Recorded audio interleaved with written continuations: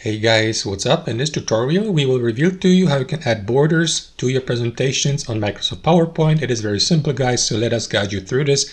Alright, so head over to PowerPoint and select the presentation you would like to edit. So let me go for example with that slide here and that table for the sake of this tutorial. So simply left click on the given table or the item, and what you want to do after that guys is switch from the home tab at the top to that tab here, table design for example.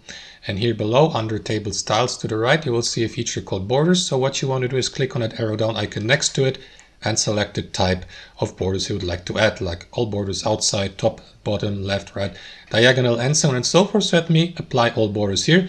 Alright guys, if you do it that way, the borders will be added only to the selected cell. So if you'd like to apply these borders or the given border style to your entire item or table, simply select the entire table. So let me highlight it just like that, all cells just like that, and after that repeat the same process. Click on that arrow down icon here, select the type of borders, like all borders, and as you can see, these borders have been added to your item or table in this case here. And that's basically it. That's how I do it guys. Thanks for watching. Have a wonderful day.